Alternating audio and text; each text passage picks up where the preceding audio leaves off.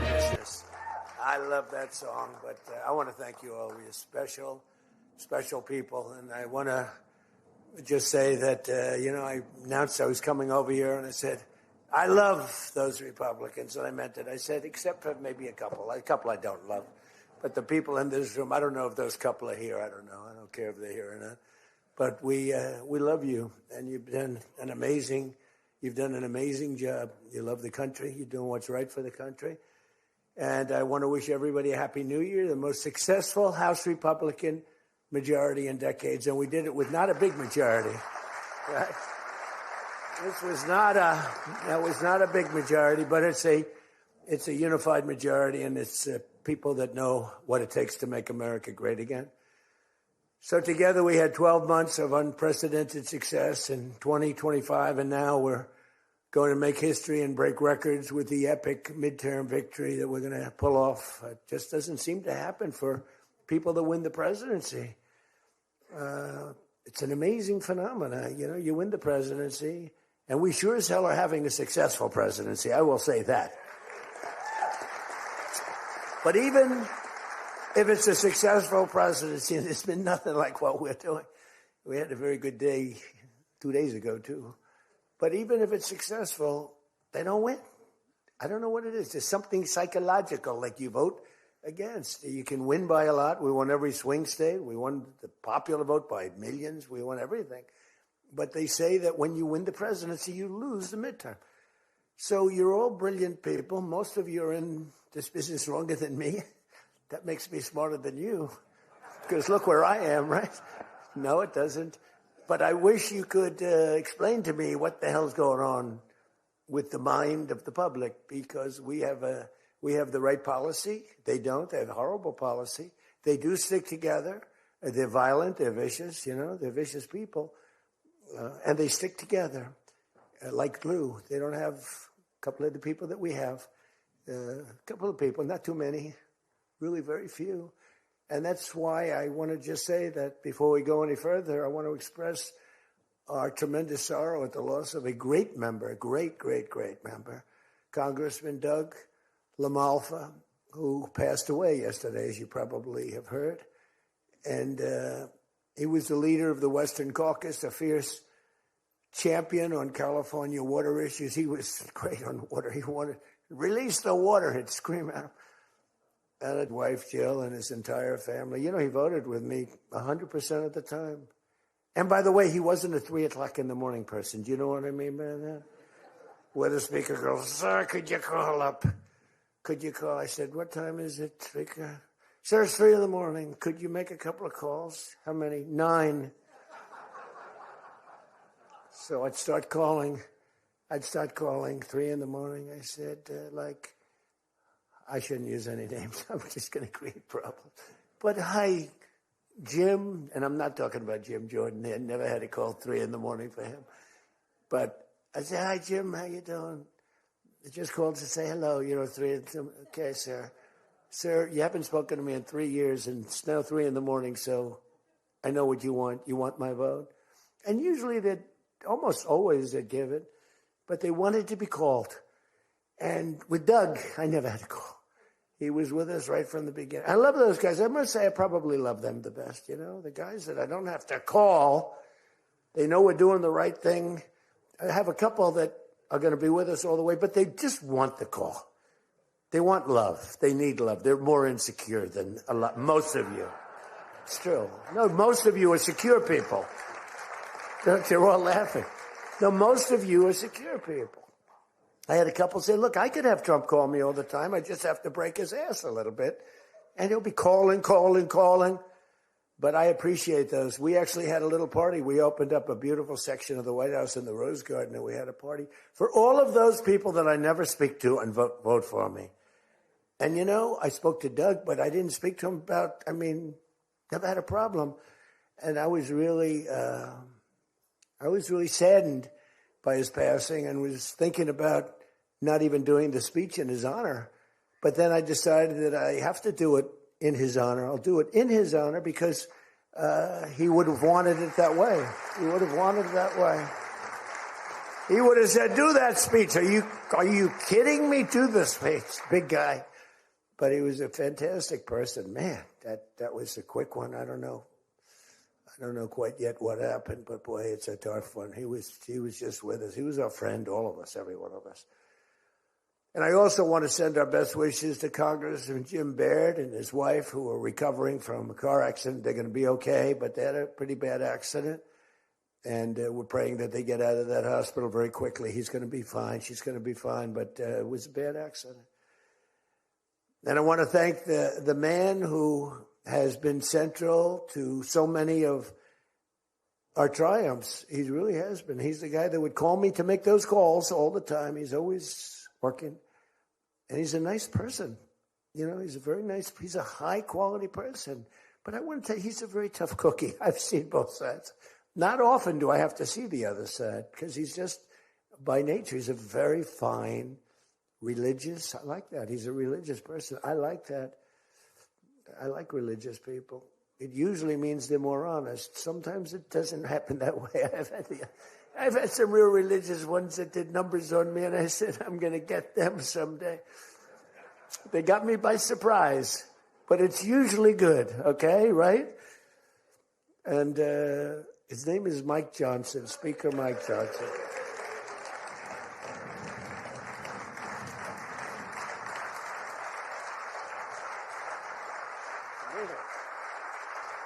He has my complete and total endorsement. Stand up, Speaker. So, you know, but it is true. A lot of times they'll say, I wish Mike was tougher. He's tough. He's tough as anybody in the room, actually. But can't be tough when you have a majority of 3. And now, sadly, a little bit less than that. I mean, a little bit less than that, maybe. But you can't be Trump. You can't, I want you. You know, you make 10 enemies, 20 enemies. That's the end of that, right? Everybody loves him. I would say there's one person he's given up on. I mean, I think he just gave up on this guy. He's so bad. He never votes for us. But no matter how good, he won't vote for us. There's a sickness there. You know, there's something wrong. You can have the greatest bill, the greatest for the country. Forget about for Republicans. Great, great, great for the country. I'm a no vote. We don't even bother calling him at 3 a.m, do we? Huh? But I want to thank another guy who's as tough as they come, because he went through something that none of us have gone through. I went through a little shot, but I get that throbbing feeling every once in a while. But what he went through was incredible. And that Steve Scalise, he got hit hard. Where's Steve? Steve.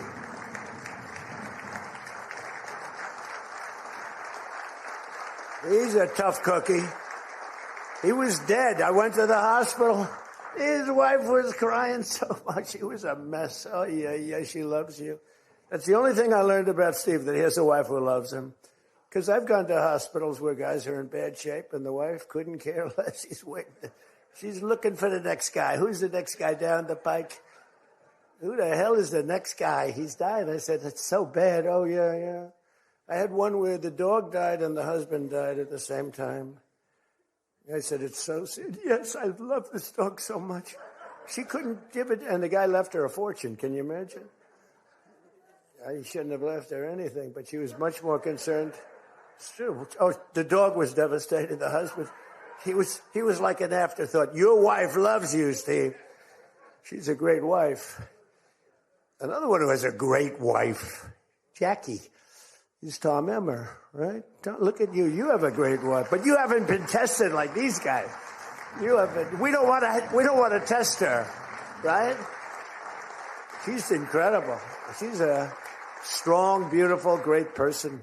She's a great person. She actually liked me at the beginning when we were having little fights. We weren't even having fights. We just didn't know each other. And I heard he said something negative about me. He was sort of right about the subject, but you're not supposed to say ever, even though you're right. But Jackie was saying, I'm telling you, he's a great guy. He's good. He's going to be a great president, blah, blah, blah. She was fighting for me. And now I love this guy. He's great. She was right about both of us, I think, right? But Tom has been incredible. He's incredible at what he does. He's a great team player. Your conference chair, Lisa McLean, is so strong and powerful and beautiful. Thank you, Lisa. Thank you. Thank you. And I think their broadcast, we said we don't care if the press comes or not. So when I say that, that means that they're broadcasting all this, and I'm letting my feelings out because it's true. I feel that way about so many people in the room. I could say it about many of the people in the room. Some I don't know as well, but many of the people in the room. They're incredible people. You're incredible what you're doing. We also have another one, Richard Hudson, chairman, NRCC. Richard's always in there, always with a smile. No matter what's happening, Richard, he always has a smile. He's just a positive guy, smart and positive. Thank you, Richard. Really appreciate it. You do a great job. Republican Policy Committee Chairman, Kevin Hern. Kevin, where are you, Kevin? Thank you, Kevin. Thank you. Done a great job. Every one of you, got to be proud of yourselves. And basically the entire House Republican Conference. It's been really amazing what you've done. And we're going to give you some ammunition today. I said, I'd love to make a speech. The Speaker asked me, would you make a speech? I said, sure. You think Biden would do that? Would you make a speech? What? First of all, people wouldn't ask him to make a speech because it never worked out well, right? Could never find the exits. You finish, look, stare here, stare there, stare here. You could jump off the front if you had to. No matter what he did, he got himself into trouble. So basically, they didn't ask him to. But if he did, it wouldn't be good.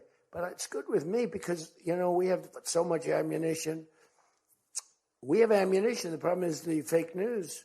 That's why I like being on. I'd much rather do live television than do non-live because, when they say, as an example in my speech, peacefully and patriotically to the Capitol, peacefully and patriotically. Do you know that the Unselect Committee didn't report it, that I said those words? Do you know that the news never reported the words walk or march peacefully and patriotically to the Capitol? Do you know they never reported it? It's a scandal. The Unselect Committee never reported that. They never reported that Nancy Pelosi was offered 10,000 soldiers, National Guard soldiers, whatever you want. No, I don't want them. And the mayor. The mayors were in writing. She was more honorable about it. But Nancy got caught when her daughter did a documentary. She's a documentariist. And she has her mother saying, it's my fault. I should have taken the soldiers or something. I saw that in the documentary. I said, whoa, this was a major story. Has she spoken to her daughter since that, But they just, they are vicious people, even on the attack. And it was an amazing military feat that took place yesterday. Think of it. An amazing military. The people are saying, well, thank you.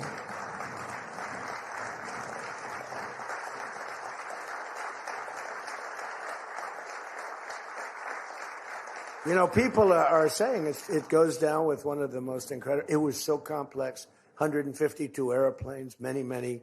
Talk about boots on the ground. We had a lot of boots on the ground. But it was amazing. And think of it, nobody was killed. And on the other side, a lot of people were killed. Unfortunately, I say that, soldiers. Cubans, mostly Cubans, but many killed. And they knew we were coming, and they were protected, and our guys weren't. Our guys are jumping out of helicopters, and you're not protected, and they were. But it was so brilliant. The electricity for almost the entire country was, boom, turned off. That's when they knew there was a problem. There was no electricity. Caracas said, there's no electricity. It's not the only people with lights were the people that had candles. It was just off. So we sort of got them a little by surprise. But it was brilliant tactically. It was an incredible thing. But I watched where Schumer, he's such a bad guy. I mean, I've known the guy for a long time. And he's such a bad guy. At some point they should say, you did a great job. Thank you. Congratulations. Wouldn't it be good? I would say that if they did a good job. Their philosophies are so different. But if they did a good job, I'd be happy for the country. They've been after this guy for years and years and years. And, he's a violent guy. He gets up there and he tries to imitate my dance a little bit. But he's a violent guy. And he's killed millions of people. He's tortured. They have a torture chamber in the middle of Caracas that they're closing up. But he's tortured people. And now what they do, the radical left, they actually have people, and it's hard to get them. They're all paid people. Most of these people are paid. They're paid when they have brand new, beautiful printed signs by like the highest quality printer. And you have a woman, free Maduro. And the sign is before we even did the attack. Free Maduro. Why do you want him freed? I don't know, but he should be free. Oh, she reads the sign. What does that say? It says free. Well, that's what I believe. And, you see the sign. It's like, Lisa, we should all have quality signage like that. The one thing I want their sign maker. The guy is great. He does beautiful signage. The old days was better when they used to write out their own sign, wasn't it? They'd make a sign in the basement. They'd have an old broken board holding up a sign, and it's made with a magic marker, sloppy as hell, and it meant something. But today, when you have that yellow and black, they should use different colors a little bit. But the yellow is a beautiful shade of yellow. No, I want to find out who that is. I want him to work for the Republican campaign. He's much better than our guy, whoever the guy is. But the United States proved once again that we have the most powerful, most lethal, most sophisticated, and most fearsome. It's a fearsome military on planet Earth, and it's not even close. I've been saying it for a long time. Nobody can take us. Nobody. We don't want to have it. We don't have a discussion, but you read all and you see everything else. Nobody could have done that. Nobody has our weapons. Nobody has the quality of our weapons. The problem is we don't produce them fast enough. We're going to start producing them much faster. We're going to be very tough on the companies. We have the best weapons in the world, but it takes too long to get them, including allies. When allies want to buy them, they have to wait 4 years for a plane, 5 years for a helicopter. We're not letting that happen anymore. We're telling our defense contractors, you're going to start building faster. Guy makes... I have a big problem with it. I'm the king. I have sold more Boeings than any human being on earth. They gave me an award, Salesman of the Year. I said, what about Salesman of in the history of Boeing? I've sold more Boeing planes than any man in history by far, probably over 1,000. Over 1,000 planes. I said, that's the good news. But why should they wait 3-4 years to get a plane? They should get them immediately. The F-35s, it takes too long to get them. The Apache helicopter. I had India coming to me, sir, I've been waiting 5 years. We're changing it. India ordered 68 Apaches, and Prime Minister Modi came to see me. Sir, may I see you, please? Yes. I have a very good relationship with him. He's not that happy with me because, they're paying a lot of tariffs now because they're not doing the oil, but they are. They've now reduced it very substantially, as you know, from Russia. We're getting rich because of tariffs, by the way. I hope everyone understands that. They hate to report. We're going to have over $650 billion poured into our country or coming in shortly because of tariffs. They're finding all of these pockets of money a couple of weeks ago. Sir, we're off by $39 billion. Oh, is that good or bad? Meaning, do we have it or are we short of it? Sir, it's $39 billion that we can't account for. That means we have an extra 39. Yes, sir. I said, well, what are you saying? We just don't know where it came from. I said, check the tariff shelf. Sir, that tariff doesn't start until September. He said, no. It started about a month and a half ago. Check it. Comes back 25 minutes later. Sir, you were right. It came from tariffs. This never happened to us before, where we find plus 39 billion, not million, plus 39 billion. They were missing. We've taken in $650 billion or shortcoming, and that's because I'm being nice. If I want to be, and we have national security because of tariffs. And frankly, we have a big Supreme Court case. I hope they do what's good for our country. I hope they do the right thing. The president has to be able to wheel and deal with tariffs. Now, if you have the right president, it's good. You have the wrong president, if you have the wrong president, nothing's good. Tariffs are the least of your problems. We found that out for 4 years. We had the worst president, did the worst job. They had the worst policy. We have to even run against these people. Now, I won't say cancel the election. They should cancel the election because the fake news will say, he wants the elections canceled. He's a dictator. They always call me a dictator. Nobody's worse than Obama and the people that surrounded Biden. Not Biden. I don't think it was Biden. He didn't know what the hell was going on, okay? The election was rigged. He had no idea what happened. He still doesn't. The auto pen. And by the way, you ought to make a big deal out of the auto pen. The auto pen was your president because most of the things were signed by auto pen. And you're not allowed to do that. I signed very little. Now I just sign everything because it's just so crazy. But, like I had the other day, we elevated a general to 4 stars. I think you should sign that. That's a big deal. A general did a great job, was elevated to 4 stars. And I had the general in, and I signed it in front of him, held it up. You got to sign that. You can't give it to an auto pen. And you can always tell an auto pen. One thing, it has 2 little tiny dots. You know that? 2 little dots. You know what that's from? 2 pins. They go bing, bing. They're wonderful things. But you got to sign it. And the law is you have to sign it. If somebody's, telling the auto pen person, he has to be authorized by the president of the United States. Well, he wasn't. The guy barely knew the president. How many times did you speak to the president, right? He said 2. And they just spoke about the weather. It was like this. But he was never authorized to sign. And I think 95% of the things were signed by auto pen. You can tell because the auto pen is a nice, clean signature, and his signature is a mess. The only thing he signed was, which is nice, was Hunter's pardon. That's the only thing that we can find that he signed. Most of it he didn't sign. So somebody's sending papers to sign, and he wasn't the president.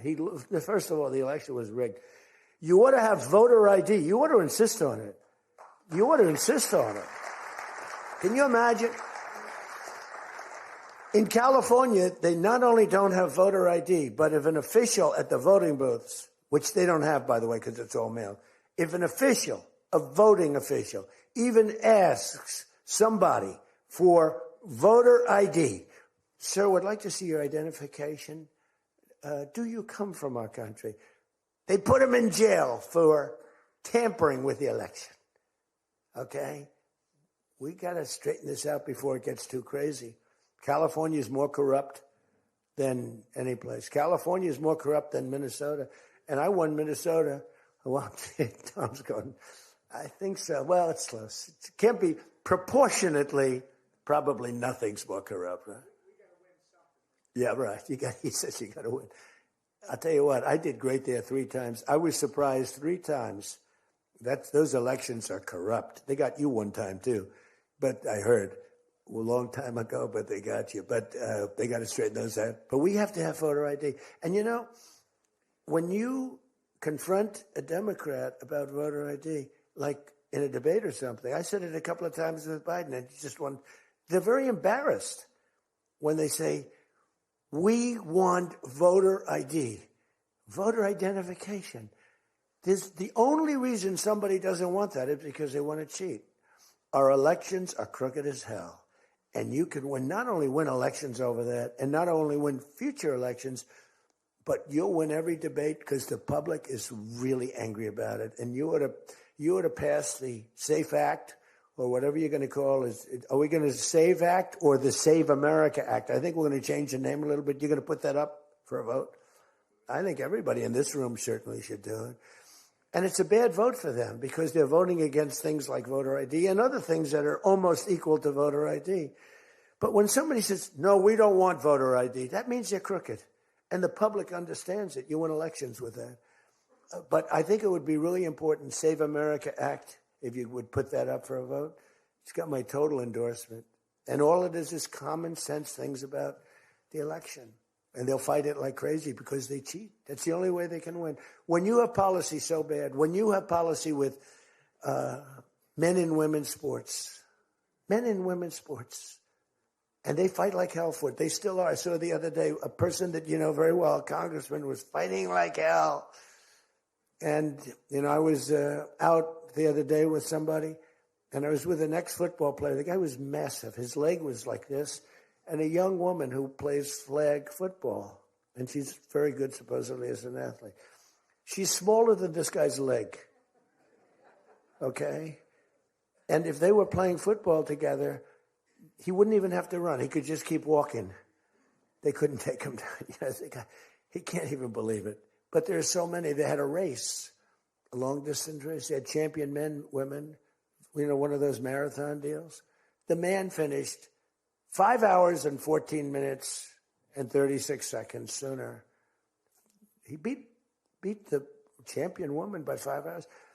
It's so demeaning to women. It's so ridiculous, right? It's so ridiculous. The weightlifting, take a look at the weightlifting records. One record stood for 18 years, and it was broken by 112 pounds. They couldn't get 1/8 of an ounce, They'd put an eighth of an ounce on. Then she's going to break the record for her mom, who's sitting in the front with her father. I'm going to break it. Then she's out there. We're adding 1/8 of an ounce to each side. This record has stood, ladies and gentlemen, for 18 years. But she's going to do it. She's looking to get into the Olympics, right? And she gets up, and they put a little tiny thing like this, little thing. And my wife, by the way, hates when I do this. She said, she's a very classy person, right? She said, it's so unpresidential. I said, but I did become president. She hates when I dance. I said, everybody wants me to dance. Darling, it's not presidential. She actually said, could you imagine FDR dancing? She said that to me. And I said, there's a long history that perhaps she doesn't know. Because he was an elegant fellow, even as a Democrat, right? He was the attack by Japan, he was quite elegant. But he wouldn't be doing this. But nor would too many others. But she says, darling, please, the weightlifting is terrible. And I have to say this, the dancing they really like. She said, they don't like it, they're just being nice to you. I said, that's not right. The place goes crazy. They're screaming, dance, please. But the weightlifting, but no, the girl gets up. And you see, I want to be more, but I have somebody watching. I want to be more effusive.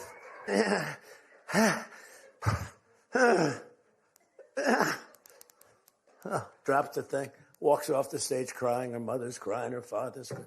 Guy gets up. He said, have you lifted before? A little bit. And he walks up. Bing. He could have gone ding, ding, ding, ding. I think it was 112 pounds, right? It's crazy. Or the beautiful boxer. They have boxing now.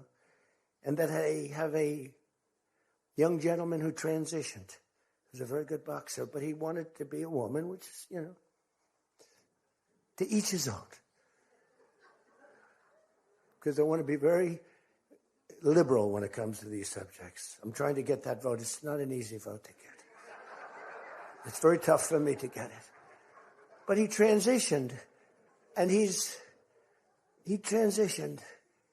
And the girl was a champion boxer from Italy, remember? She got up, first round. He hit her, boom, with a left. A left, for those, everybody here knows about. But a left, Lisa knows better than anybody. But a left is defense. He goes, boom. She's like, oh my. She walked to the corner, remember? She didn't go down, but she did everything else. But she said, I've never been hit like that before. I don't want to go out again. You can do it. You can do it. Bang. She walked off. She said, he happened to win the gold medal, that young woman. He won the gold medal. There were two transition people. They both won gold medals. The whole thing is ridiculous. You have policy on your side. They don't have policy on your side. Right? You have policy. And I saw this guy fighting like hell. The swimming record's just ridiculous when you look at the swimming, any records. It's crazy. And it's so demeaning to women. Women are the, and for a long time, they refused to talk about it. They were embarrassed to talk about it. Now they do talk about it. They talk about it openly. But they have the worst policy on everything, open borders. We want open borders. They still want an open border. We did the greatest job ever on borders. And, I think they forgot it. My guy said to me today, I have a great guy, Ross. He's the greatest speechwriter. He said, sir, let's not mention the border. Nobody cares about the border anymore. Can you believe it? This was the biggest, this was the biggest thing there was. It says to me, nobody cares about the border because it has a shelf life. I fixed the border. I fixed it in my first term, but now I really had to fix it. It was much worse, when I came into office. Millions and millions of people were pouring into our country. And I fixed it. And my guy, who's incredible, says, people don't want to hear it, sir. You've done that. The problem is people forget that I did it. They totally forget. They were talking about the other day, we don't like Donald Trump on this. We don't like Donald Trump on that. And somebody just out of the blue said, well, he did an unbelievable job. Who cares about that? They're saying, that's been done. What do we do about that, Mike? Everything you do. It's almost like, what have you done lately is the way you have to run your life. In other words, I could have the most unbelievable 4 years, and I guess I'm not allowed to run. I'm not sure. Is there a little something out there that I'm not allowed to run?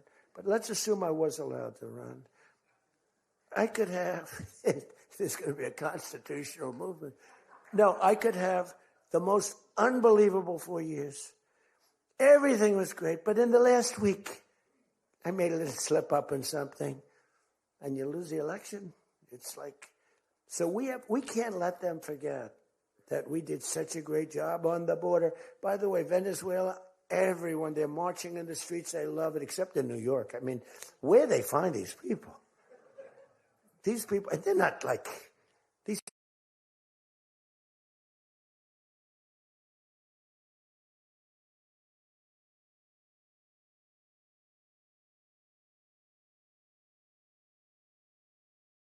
are a mess. They're the worst looking people I've ever seen. They got hats that are all frayed and they look like, they're all paid. They don't even know what they're talking. When the reporters don't interview them because they know that it's, the press is so anti. It's hard to believe the press could be so anti because it's all common sense. It's not, we're conservative, whatever. Doesn't matter. We're all common sense people.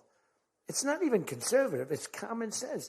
But the press has no credibility whatsoever. Think of it. I got 97% bad stories on one network, 93% on the other, and I won in a landslide. You know what that means? The press has no credibility. That's all it means. And we got to keep it that way. So I don't talk too much about the swimming, the weightlifting, the boxing. I don't talk about it. You know why? I want to start bringing it up about a week before the election because I don't want them to correct themselves. I don't want them to say, we've decided that we don't want to have men playing in women's sports. That'd be a devastating blow for us. Because that's, they say it's an 80-20. No. It's about a 98-2 issue. We've decided that we will not have open borders where the entire world, from the Congo, prisons from the Congo, these are extraordinarily tough people.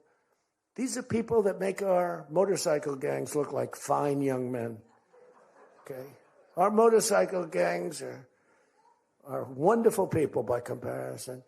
No, they come in from prisons in the Congo. They come in from prisons from all over the world, but in particular Venezuela. Tren de Aragua comes in, and Tren de Aragua, they say it's the worst gang in the world. It makes our gangs look like little sweethearts. It makes our gangs, you want to take them out to dinner, they're so nice.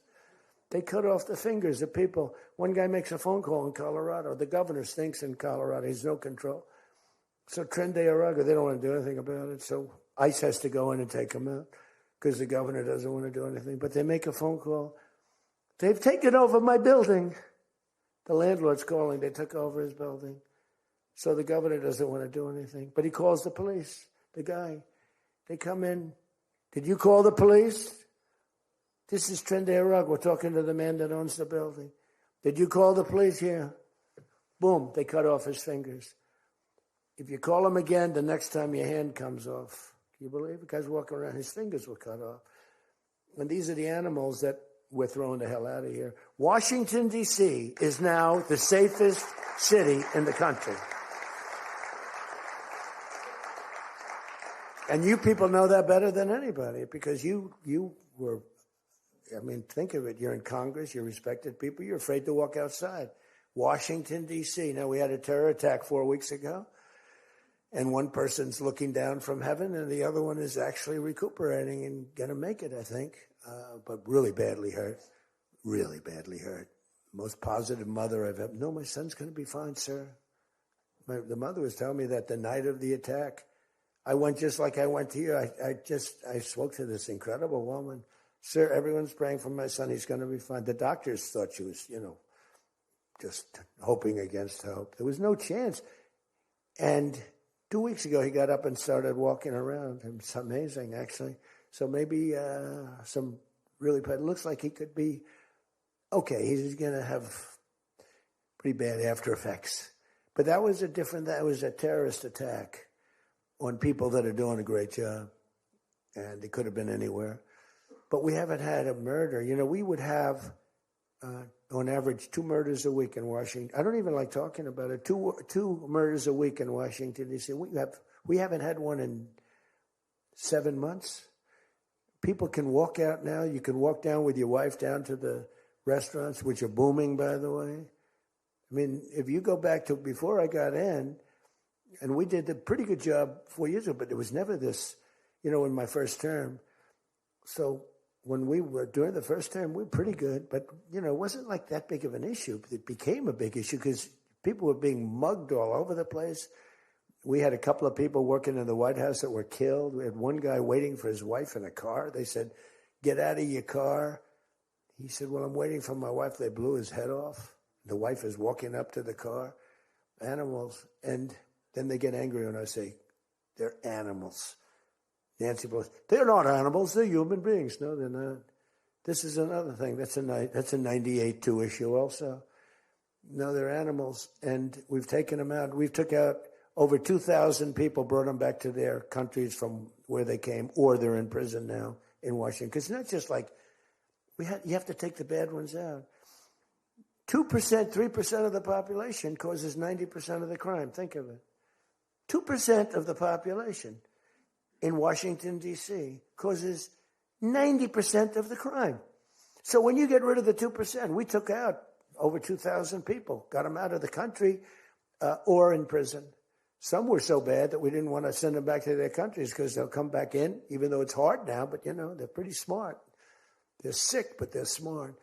But you're now living in one of the safest cities in the country. It's a great thing. You can walk to the restaurants. Restaurants are booming. New restaurants are open. They were all closing. You wouldn't have had a restaurant. And I don't know about you, but to me, those soldiers standing there look so good. I'm not going to feel safe walking down the street without them. I don't think you would either. Even though, we took out so many criminals, I just feel better. To me, they're beautiful. I look at these soldiers, and you feel safe. You feel safe. I don't think if we took them out, even if the crime wasn't much, it would definitely be more. We did a great job in Chicago. They don't want to talk about it. We, against all this slob of a governor, this stupid slob, who's the family threw him out of the business. He was a dope, and the Pritzker family. But they threw him out of the business. And the mayor, he's a low IQ person, extremely low IQ. We should give everybody, these competency tests, right? The cognitive, they call it cognitive. I'm the only president that went for cognitive. I think every president and vice president should be forced to take cognitive exams, mental tests, are they intelligent? Wouldn't it be nice? Do you think Walsh could pass a cognitive test, as an example? Do you think Kamala could? I don't think Gavin could. He's got a good line of crap, but other than that, he couldn't pass. I mean, here's a guy who didn't want to have water coming down from the Pacific Northwest. Why? You know, they have a little tiny fish, this big. It's a little tiny fish. Not doing well. You know why? No water. They're sending water. It's too much. It's killing the fish. So they cut it off. And then they have 25,000 houses burned down.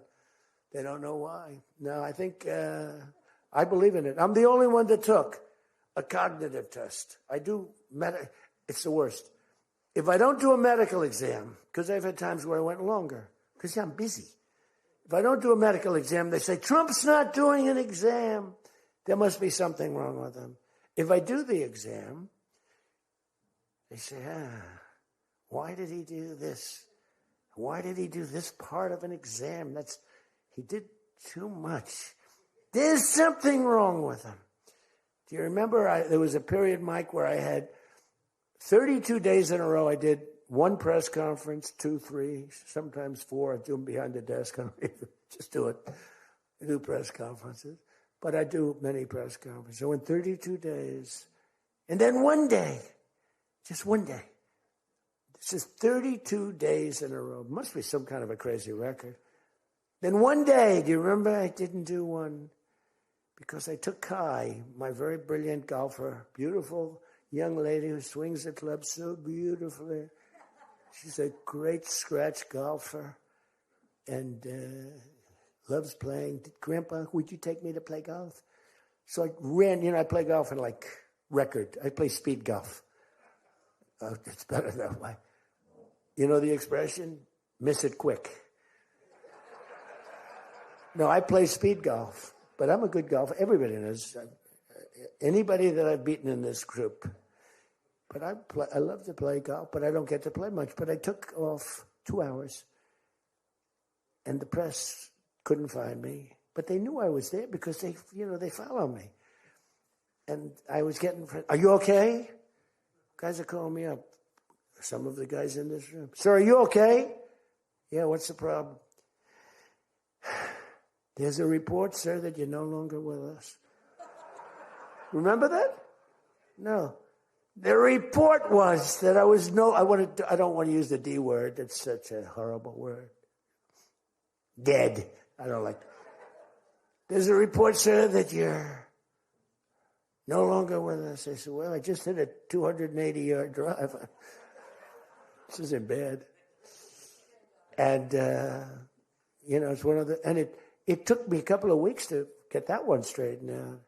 The new one is they did a report in the fake news New York Times where I worked this day from early in the morning till late in the evening, but we don't give out a full schedule. It's like who the hell wants to give out a schedule to these people? But it's all work. And this, in particular, this day was brutal. I never got to leave the seat. I couldn't do anything. It was just one after another after another. And this went on from early in the morning till late in the evening. And my people gave out a report. He had lunch. They show a report, lunch with somebody. And they did a story. Donald Trump is slowing down. He only had lunch. And then he went back up. And they said, that's malfeasance, whoever did, right? No, it's terrible. I was actually more angry with my people than I was with the New York Times. But they wrote a story. And it takes you a period of time to recover from these hits. And it's almost no matter what you do, but you have to keep a positive eye. But we have a fake press.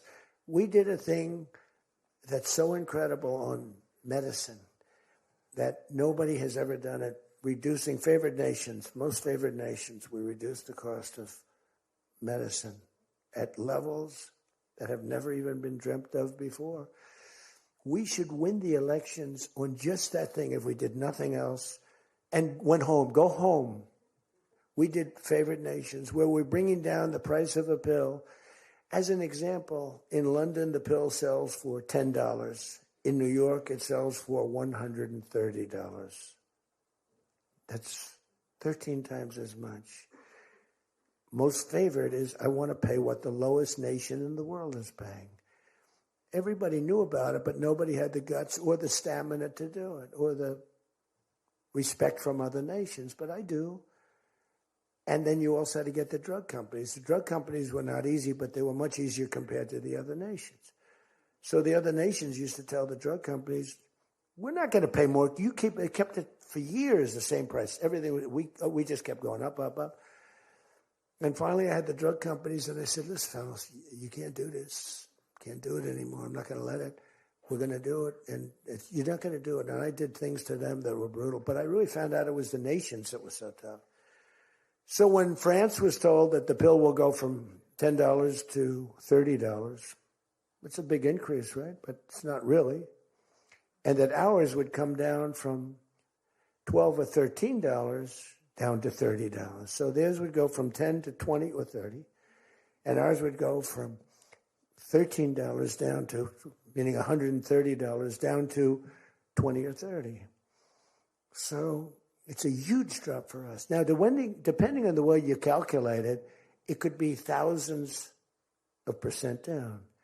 It could also be 90% and 80%. You know, there's two ways of calculating. I don't know if you know. They said Donald Trump exaggerated. No, there are two ways of calculating it. But calculate it at 80, 90%. But the other way is more accurate, like 900%, because that's what it really is. But there are two ways, but to be generous, 90%. There hasn't been a reduction in 28 years, except for the 1 year where I got it down 1/4%, and I had a news conference. I was so proud of myself. The drug prices, prescription drugs, are going to be down by thousands of points. Thousands. On that one item, you should win this election. The New York Times barely wrote about it. The other papers barely wrote about it. Nobody even knows that the drug prices. Now, people will say, you don't mind if I don't read this crazy teleprompter, do you? Because, do you mind? Because I have, it's called standard. But these things are so important because you guys got to get elected. Because if you don't get elected, we have a country that's going to go to hell. So we can't play games. Ladies and gentlemen, the sun will rise tomorrow, and when it rises, we don't need this bullshit. We need to talk about favored nations. And your numbers are coming down at levels that nobody's ever seen. We inherited high prices.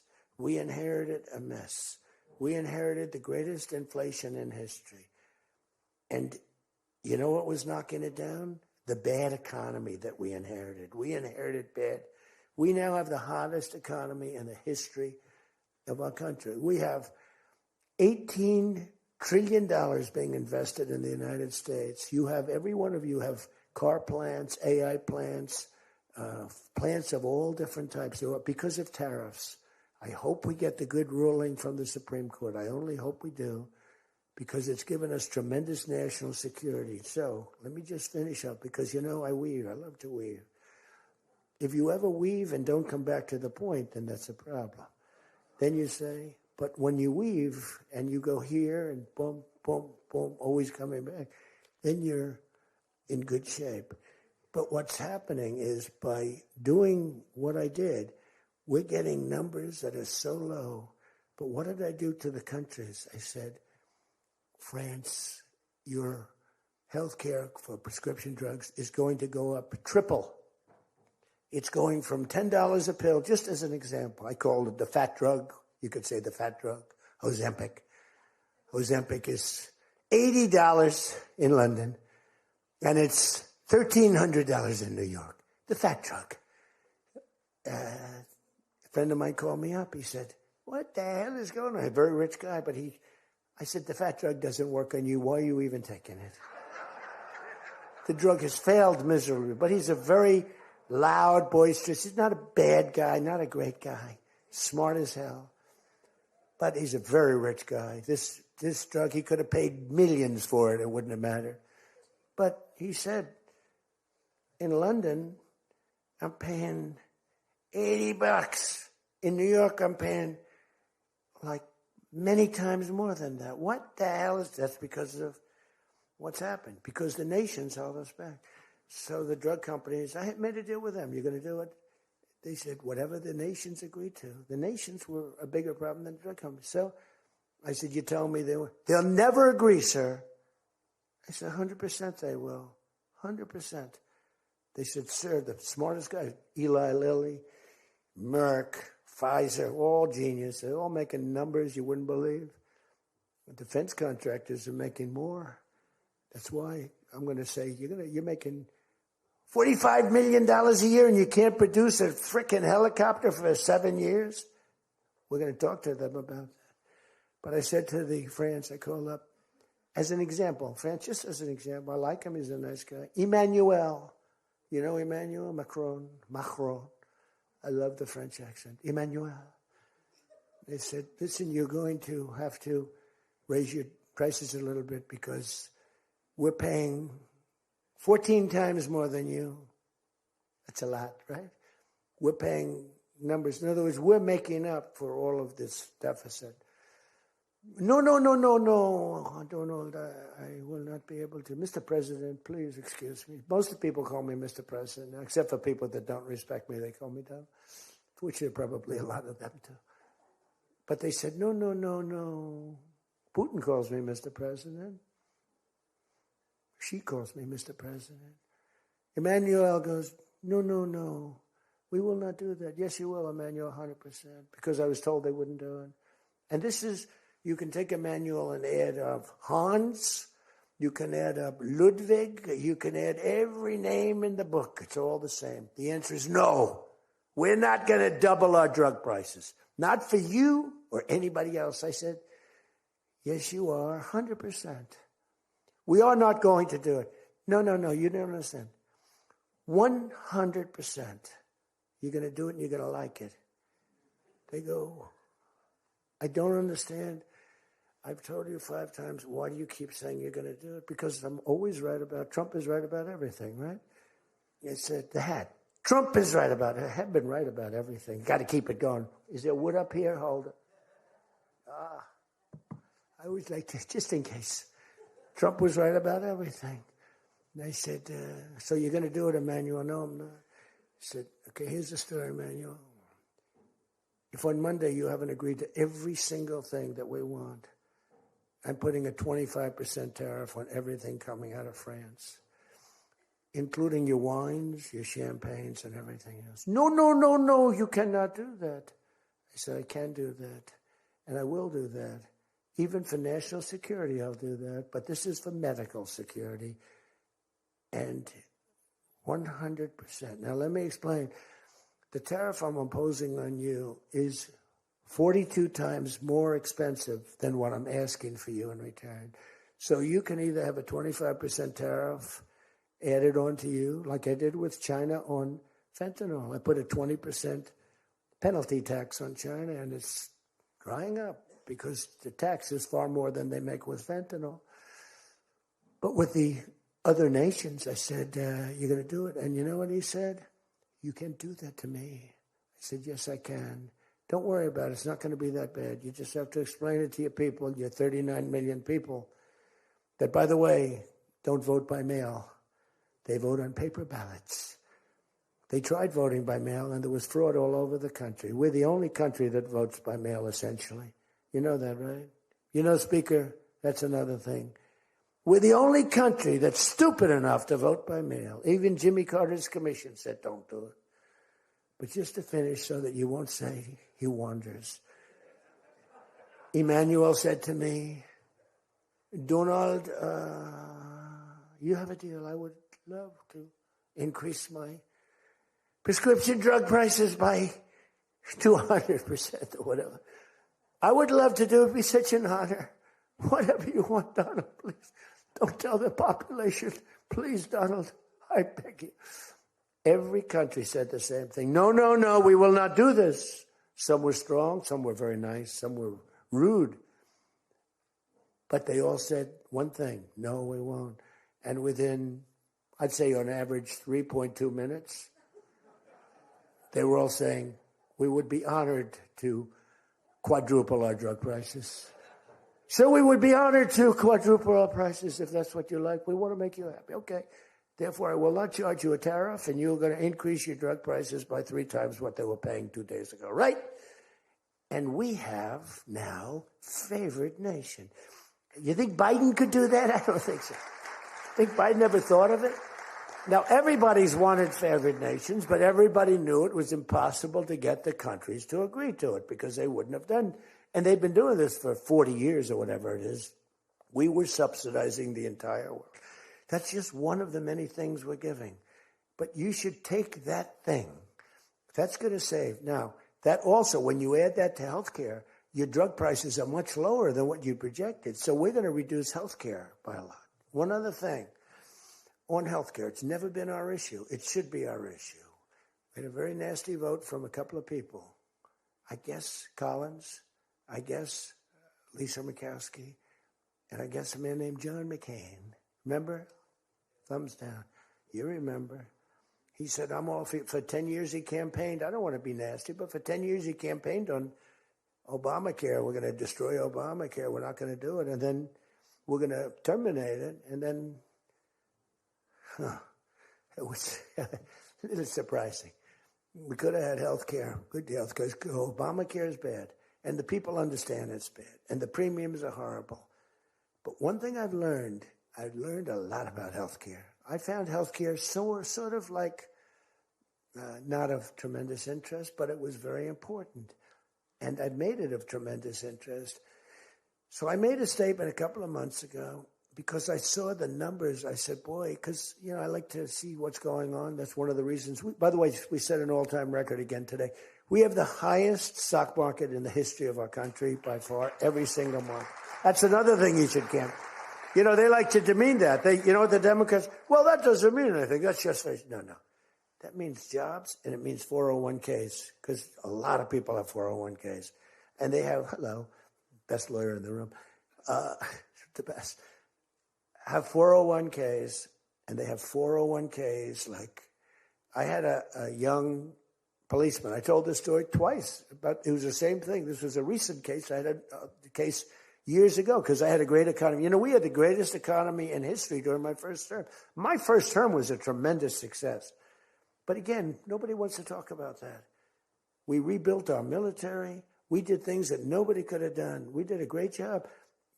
This term is blowing it away. It's blowing every term. There's never been a president that had a year like this, especially a starting year. And we should win based on that too, all things. But the 401k, so there's a policeman, and he comes up, and he was guarding me along with lots of other people. Sir, I want to thank you. What? My wife thinks I am the worst investor in the world. And for the last year, she thinks now I'm Warren Buffett. She said, you're smarter than Warren Buffett. You're a better investor than Mr. Warren Buffett, sir. I said, how's your 401k? It's doubled. It's going up. It's going up. I said, just relax. But 401ks are through the roof. Those are us. Those are the people. We have the highest stock market in history. 47 days out of 11 months. We have just a piece of the last month left for the first year. 47 days out of 11 months, we hit a new record. Well, we hit one last night. We hit another one today, I understand. But we hit one last night, a new record, brand new record. All exchanges, not just, Dow. Dow was up, but all of them. We have another record, that's the 47th time in 11 months that we've hit an all-time high. And the future, because we have more money coming into our country than any country has ever had by far. The record was about $3 trillion many years ago by China.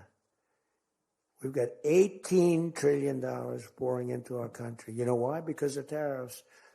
Because if they build a factory, they don't have to pay any tariff.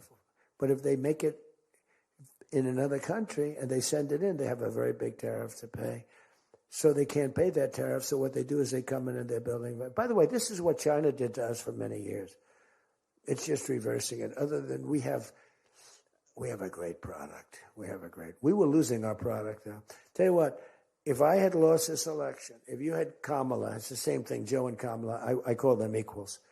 If you had Kamala come in, I believe that our country would have been Venezuela on steroids.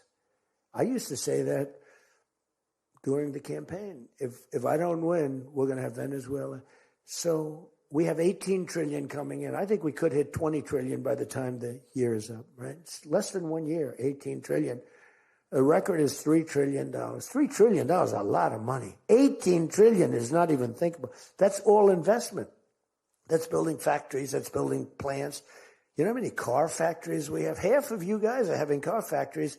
Where you are, Louisiana is doing great.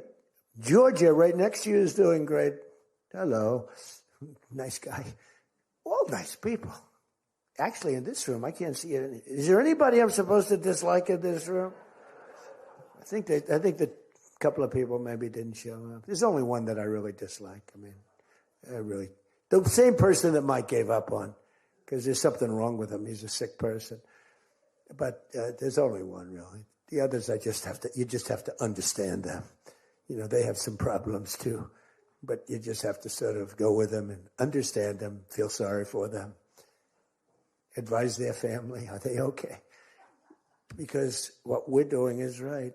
But $18 trillion, car plants being built. I was in Japan. Somebody admonished me. He shouldn't be traveling. I don't like to travel. But when I travel, I make a lot of money for the country, not for me. For me, I don't care. I have a much higher purpose. I have plenty of money. I don't need money. I don't want money. I want to make money for the country. And like I did with Intel. Intel came in. They had a problem. I said, I can solve the problem, but I think you should give the United States 10% of your company. He goes, whoa.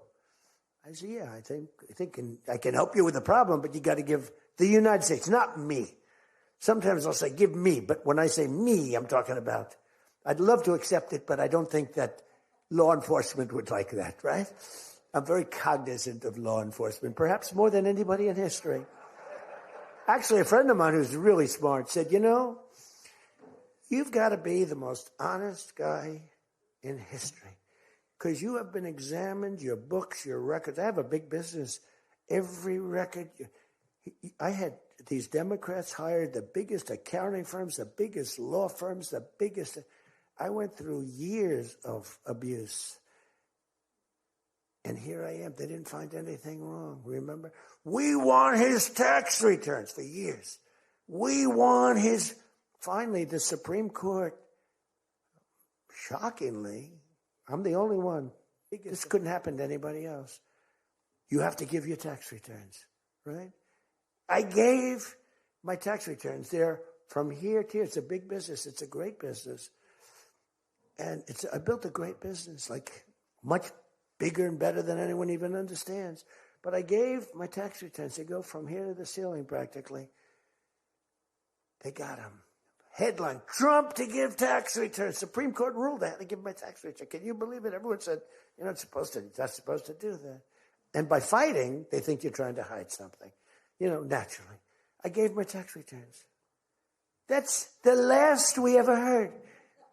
They hired the biggest accounting firm in the world, most powerful lawyers in the world.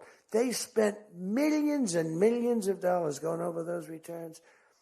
There hasn't been one story that I did anything wrong. So this friend of mine who's highly sophisticated, rich guy, smart guy, said there's nobody that I know that could have gone through an examination like that and not ended up in prison. Nobody ever had to suffer like I did. Nobody ever did that to anybody else. You know, there was an expression, Andrew Jackson was the most abused president in the history of the United States. You know who second was? This before me. You know who second was? Abraham Lincoln. But he had a civil war, so we have to give him a pass. But Andrew Jackson was treated horribly. He was a great general and a good president. So bad that his wife died. I mean, his wife died. They were horrible. But I just saw a report came out the other day. I blow them away. He never got impeached twice. I got impeached twice on nothing. On a perfect phone call, remember? Perfect phone call.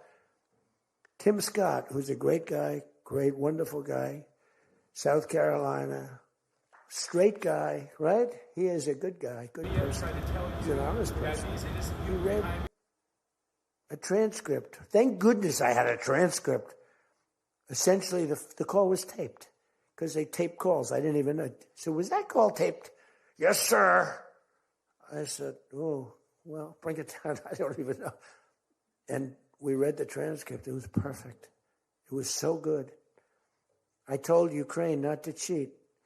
And if you see any cheating, report it to the Attorney General of the United States. That was my call. They said, he was trying to intimidate. All I said is, don't cheat.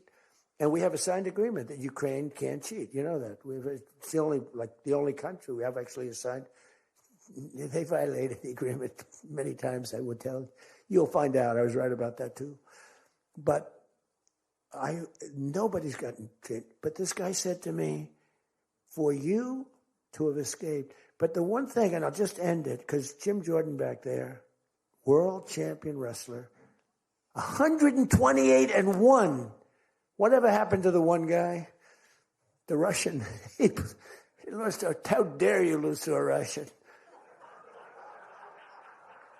Do you know the more impressive record for Jim? Because I'm a big sports person. I love sports. Jim went to high school. As in high school, he was considered like the top wrestler.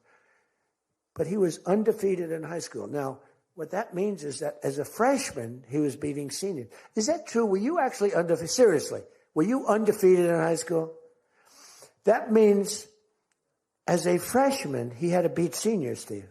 Nobody could, because there's such a difference between a freshman and a senior. To me, that's more impressive than anything. But I'm also impressed with his fight. Now we have to close the deal, Jim. We got to close the deal. Close that deal. So, I respect. I saw Jim, and the first time I met Jim, I looked at him, and I said, tough-looking guy. But I noticed the ears, they were a little rough. They were a little bit of a rough. Some people would say a little cauliflower on that ear. They said, Jim, have you wrestled before? Yes, I did. Where? Was it Ohio State? Something like, he was an All-American at Ohio State. I said, yeah, I could sort of tell. I look at the ears and I can sort of tell. But have you had plastic surgery on your ears, Jim? No? Because they look better now than they did the first time. They've healed over the years. They've healed. Actually, now you're wrestling with probably much tougher people, the radical left lunatics, right? But anyway, so I just want to leave it by this. I want to say that you are great people. We have all of the policy. We have wonderful. Just stay together. We got a few people that make life very difficult. They don't have that. I used to say they don't have a Mitt Romney in their midst. I mean, Mitt Romney was very difficult. You know, he was almost like for them. He was on the Senate side. But we have a couple of people that are really bad. I mean, they're bad, but maybe they'll straighten out. Maybe somebody in the room can sit them down and straighten them out, because what we're doing is the right thing for the country. We're not Republican or Democrat. We're doing the right thing for the country.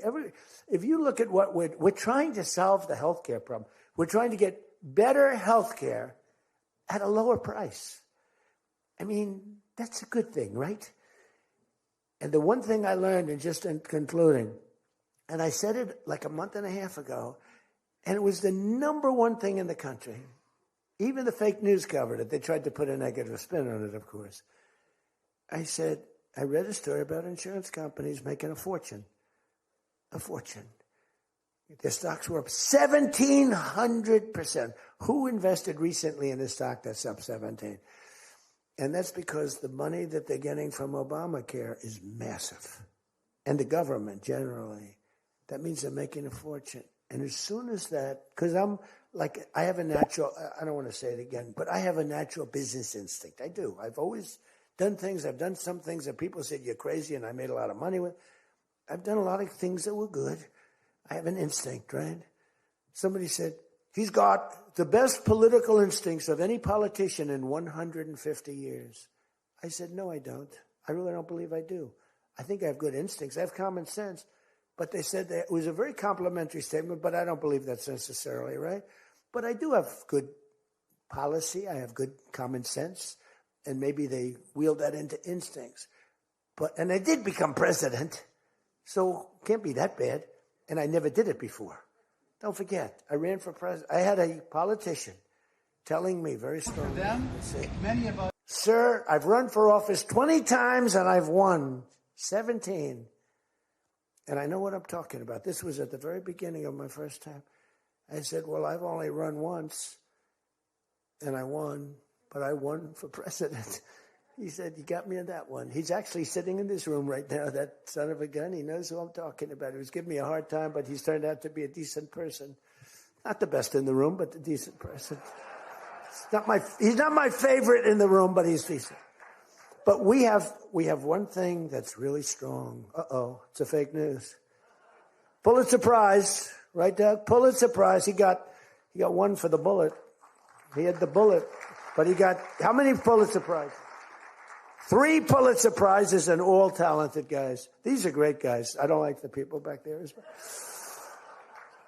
These are the ones that take the pictures.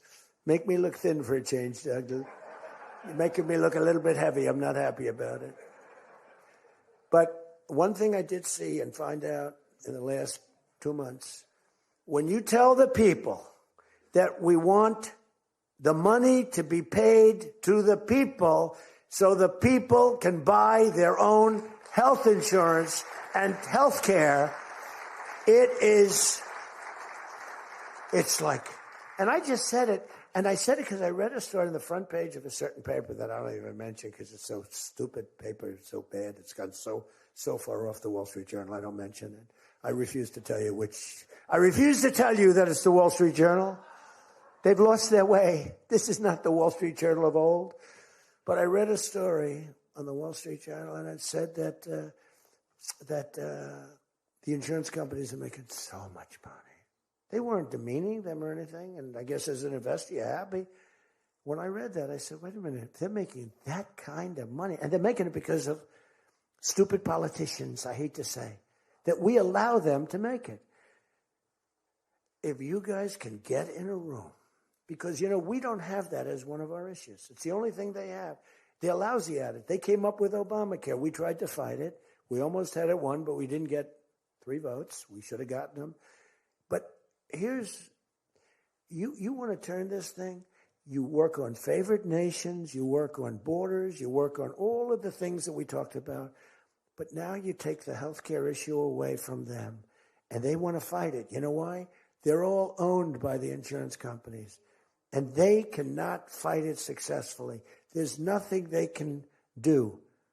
That's like almost the voter ID thing. When they try and fight, I watched a guy trying to explain why we shouldn't have voter ID the other day, and the guy was a fool. He looked like an idiot. This is the same kind of an issue. Let the money go in the healthcare account or however you do it. Let the money go directly to the people. Now, you have to be a little flexible on Hyde. You know that. You got to be a little flexible. You got to work something. You got to use ingenuity. You got to work. We're all big fans of everything, but you got to be flexible. You have to have flexibility. I came out with a statement. Let the money go not to the big fat cats in the insurance companies that made 1,700% over the last short period of time. Let the money go directly to the people where they can buy their own health care. And I'm not sure that I've ever said anything that was more impactful. I say a lot of things and have a lot of good ideas. And this was an idea that, the whole world went crazy. The whole country went crazy. The world went crazy with envy. If you can somehow do that, Mr. Speaker, Tom, all of you, Steve, if you can do that, this is going to be your issue. And the other thing is fertilization. They're trying to hit us on fertilization. They were dead on fertilization when I got a call from a very wonderful young senator from Alabama saying they had just lost a case. And the case, I've never been met with such scorn. Friends of hers were just going crazy. And I said, explain the issue to me. And it was on IVF, the fertilization. a judge ruled against and said all fertilization places have to be closed down, like immediately, it would have been a disaster. And fortunately, I picked it up, and we owned the issue. But now I understand they're trying to make a case on fertilization. You can't let them do that. Very important issue. All of these issues are very important issues. But you can own healthcare. Figure it out. Let the money go directly to the people. It goes in a healthcare account. There are numerous things you can do, but you have to let no money for the insurance companies. I'm going to meet with the insurance companies. I said, I'm going to meet with them because I met with the prescription drug companies. And that's when I found out what was going on with the fact that we were paying 10 and 13 and 14 times more money than Europe and other places. I learned that at the meeting. Now I'm going to meet with them in a few days. I'm meeting with them all, 14 companies. I'm meeting with them all. I'm also meeting with oil companies. Let's go. You know what that's about. We've got a lot of oil to drill, which is going to bring down oil prices even further. But if you can come up with health care, remember this, where the money goes to the people, you have just owned, they can't fight it. They're owned by the insurance companies. You guys don't get money from the insurance companies. They do. They get a massive amount of money. It's their biggest donor. They're going to try and fight you, but they can't win the fight. If you explain it, the money goes directly to the people. That's going to be your issue. The other thing is energy. Your energy prices have come so far down since I'm president. And nobody wants to, I saw on television, energy prices are down 3%. No, they're not down 3%. They were $3.50 and $4. It's now $1.99 a gallon in many stations, and it's going down further. And that's like a massive tax cut. And that's the other thing, tax cuts. No tax on tips, no tax on Social Security, no tax on overtime. Now think of this, no tax on tips, no tax for seniors on Social Security, no tax on overtime. You're allowed to deduct if you buy a car and you take out a loan on the car. For the first time ever, middle-income people, all people could deduct, but they never got a deduction before like this. It's only for rich people. They got them. They have so many deductions. You're allowed to deduct the interest against your taxes. Nobody thought it was possible. It's going to be phenomenal for the car companies, but it's even more phenomenal for the people. It's like getting it's like paying half for the car.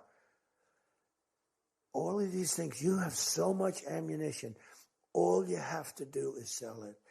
Taxes. But the one thing they know about the taxes, I call it the great big beautiful bill. I think it's even better. But the great big beautiful bill is just that. There are so many goodies in the bill, you have to get the word out. Because the people in the back of the room won't do it. That's why I love live television. Because they can't, sometimes they'll turn the camera off. But they're embarrassed when they do that. If we're going too strong and doing too well, if the lights go off, you're doing well. If the lights are on, you got yourself a problem, okay? I see that little red light.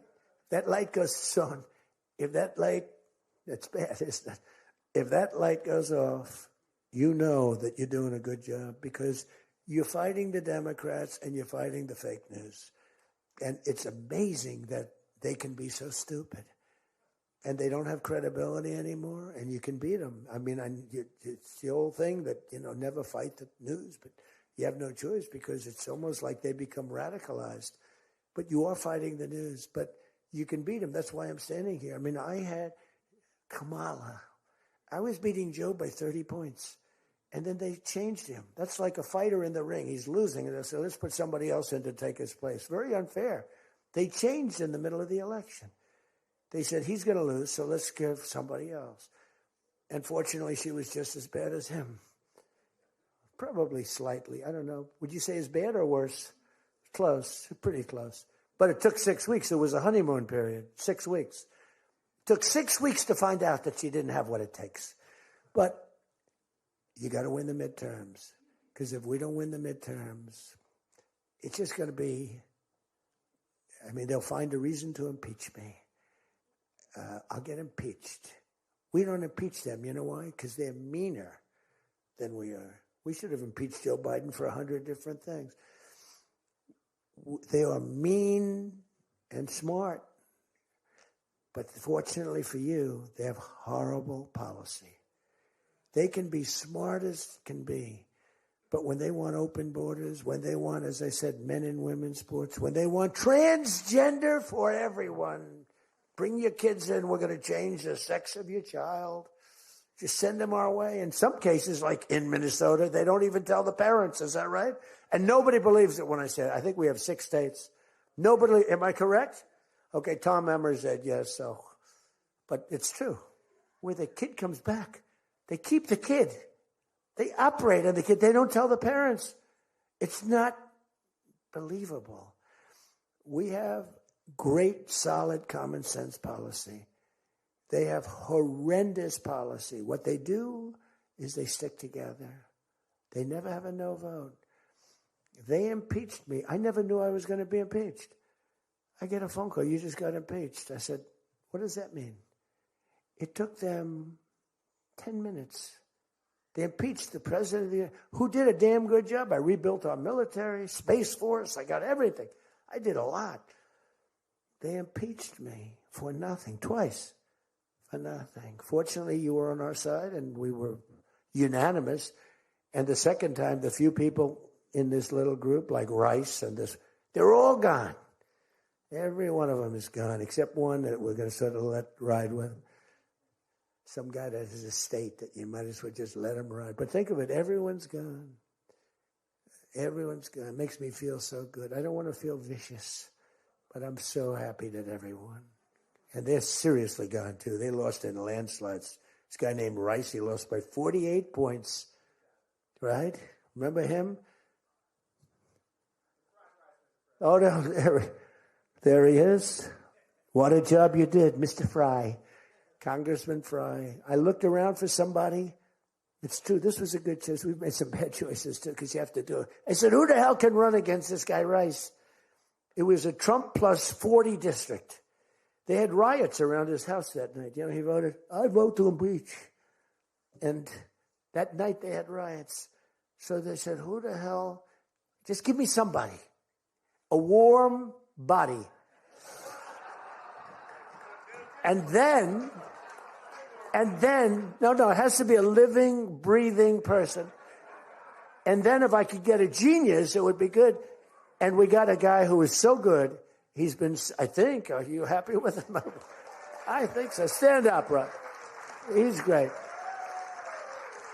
I said, where does he come from? He's like a senator, state senator or something. I said, all right. I spoke to him one time. I said, you're accepted. But little did I realize how good he was. You did a great job. You've done a great job, and the people love him. So he has done a great job. I just want to say this. I haven't read one word on this thing. Who the hell else could do this?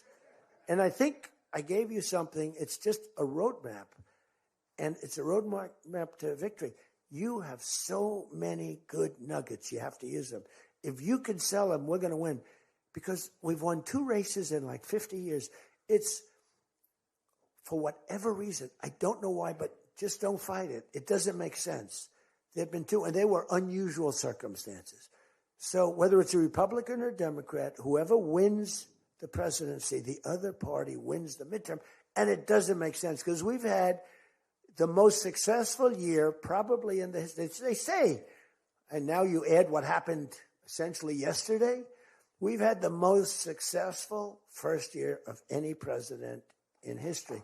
And it should be a positive, and make it a positive. So with that, I leave you. I do. And I started by saying I love you all, and I'll end by saying I love you. You're amazing people. What you do for this country is incredible. And thank you all very much. Thank you. Thank you.